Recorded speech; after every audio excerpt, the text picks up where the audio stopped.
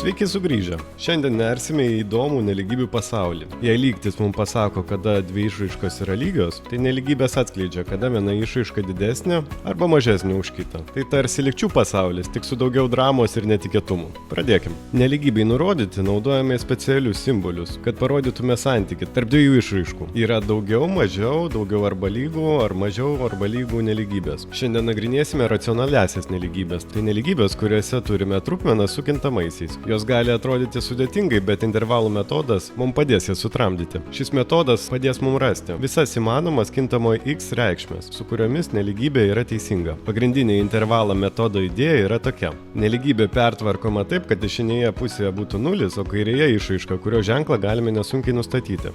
Tada randame kritinius taškus. Tai yra lygties prilygintos nuliui sprendiniai. Tada įstatome tos kritinius taškus į skaičių tiesę, taip sudarydami intervalus. Tada pasirinkę bet kokį skaičių tame intervale patikriname, kokią reikšmę įgyja mūsų reiškinys. Ir tam intervalui priskiriame teigiamą arba neigiamą ženklą. Galiausiai nustatome sprendinių aibę. Sprendinių aibę apibrėžia intervalai, kuriuose išraiškos ženklas atitinka nelygybės sąlygą. Pažiūrėkime, kaip tai atrodo praktikoje.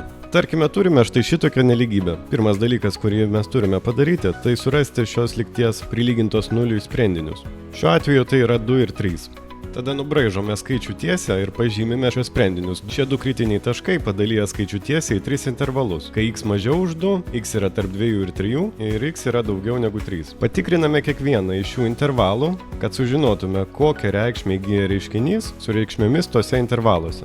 Matome, kad kai x yra mažiau negu 2, pavyzdžiui, x yra lygus 0, mūsų reiškinys įgyja teigiamą reikšmę. Kai x yra tarp 2 ir 3, pavyzdžiui, 2,5, reiškinys įgyja neigiamą reikšmę. Ir kai x yra daugiau negu 3, pavyzdžiui, 5, reiškinys vėl įgyja teigiamą reikšmę. Kadangi pagal pradinę sąlygą reiškinys turi įgyti neigiamą reikšmę, sąlyga tenkinančios x reikšmės yra tarp 2 ir 3. Ir tai yra mūsų atsakymas. Taip pat galime pasitikrinti, kaip tai atrodo grafiškai. Matome, kad funkcija įgyja neigiamą reikšmę intervale tarp 2 ir 3. Aukštesnio nei antro laipsnio nelygybių sprendimas atliekamas analogiškai. Sakykime, turime tokią nelygybę ir prilyginę šį reiškinį nuliui gauname tokius sprendinius.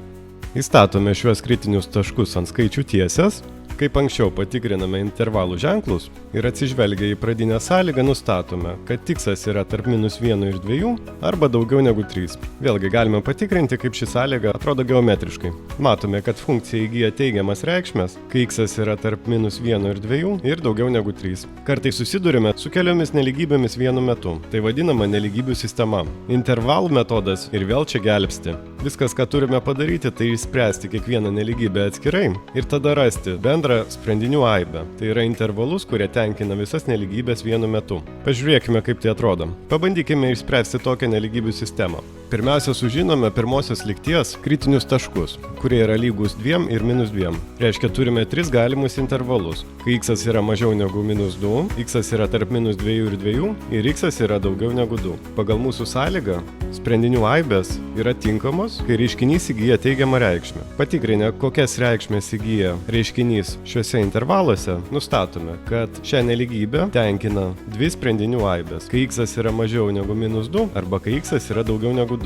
Tada išsprendžiame antrąją nelygybę ir nustatome, kad šią nelygybę tenkinančių sprendinių aibė yra, kai x yra mažiau negu 1.